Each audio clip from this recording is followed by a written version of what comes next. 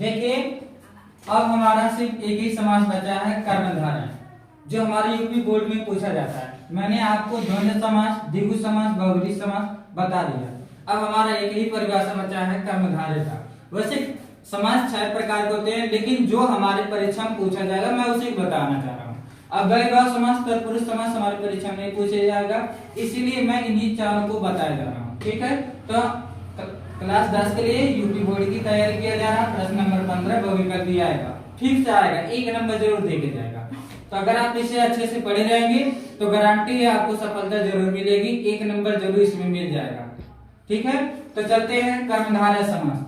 कर्मधारय समास किसे कहते हैं? जिस समास में एक पद विशेषण, एक पद क्या हो? विशेषण। विशेषण क्या होता है? तुलना करने वाला, जो तुलना करने वाला होता है विशेषण। तथा दूसरा विशेष, विशेष क्या होता है? जिसकी तुलना हो, जिसकी तुलना हो वो विशेष होता है। ठीक है, उन्हें कर्मधारय समास कहते हैं। ठीक है, क्या कह रहा है? जिस समास में एक पद विशेषण तथा दूसरा पद विशेष होता है उन्हें हम क्या कहते हैं? कर्मधारय समास कहते हैं। अर्थात इसमें कर्म ही प्रधान होता है, जिसमें कर्म ही प्रधान हो उन्हें हम कर्मधारय समास कहते हैं। ट्रिक क्या है इसकी? ट्रिक है विग्रह करने पर है जो शब्द आएगा। विग्रह, जब भी समास विग्रह करेंगे तो है जो आएगा या के समान ऐसे आएगा। ठीक है, और मतलब समास विग्रह करने पे है जो आता है और के समान आता है। अच्छा, उदाहरण देख लेते हैं, जैसे चरण कमल।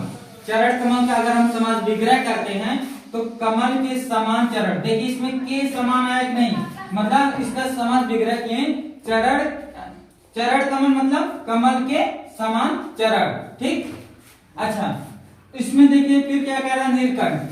नीलकंठ मतलब नीला है जो कंठ, नीला है जो कंठ। यहाँ देखिए जो है ना, है जो शब्द है वही नीला है जो कंठ। अच्छा इसमें देखिए महापुरुष, महापुरुष महान है जो पुरुष, महापुरुष मतलब कर्मधारय समास। इसमें देखिए उसने ऐसा काम किया, महानता वाला काम किया, इसीलिए उसे महापुरुष कहा गया।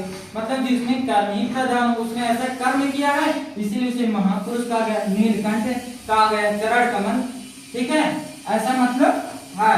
अब आपके अभ्यास के लिए क्या है? नील गगन, कनकलता, सत्पुरुष, महात्मा, श्वेत कमल। ये जो मैं अभ्यास के लिए लिखा रहा हूँ, ये जो मैं लिखा है उदाहरण, ये इतना इंपॉर्टेंट है कि आपके परीक्षा में कई बार पूछा गया है। इसीलिए धन्यवाद।